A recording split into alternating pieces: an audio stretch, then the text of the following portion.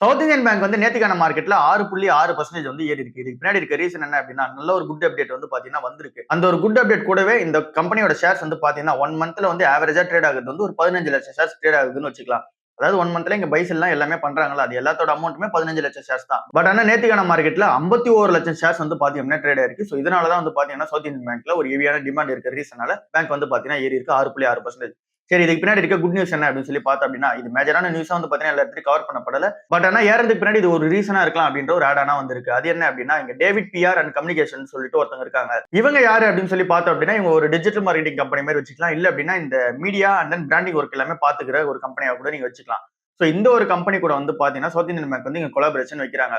So இப்ப இந்த companies என்ன பண்ணுவாங்க அப்படின்னா, இந்த சவுத் இந்தியன் பேங்கோட இந்த கேரளா பிரசன்ஸ் வந்து அடுத்த லெவல் எடுத்துட்டு போறதுக்கான அந்த ஒரு பிராண்டிங் ஒர்க்ஸ்ல வந்து இறங்குவாங்க. சோ இந்த ஒரு பிராண்டிங் ஒர்க்ஸ் ஃபுல்லாவே வந்து பாத்தீங்கன்னா மேக்ஸிமம் மீடியா ஃபார்மேட்டா தான் வந்து இருக்கும். சோ அது மூலமா வந்து பாத்தீங்க அப்படின்னா இங்க மீடியால எடுத்துட்டு போய் சேர்ப்பாங்க. அப்புறம் இங்க பிராண்டிங் விசிபிலிட்டி அதிகப்படுத்துறதுக்கான எல்லா மோட்லயும் வந்து பாத்தீங்க அப்படின்னா ட்ரை பண்ணுவாங்க. சோ இது மூலமா கேரளால இங்க மூலை முடுக்குல எல்லாம் போய் சேரணும் அப்படின்ற பிளான்ல தான் சவுத் இந்தியன் பேங்க் வந்து இருக்காங்க.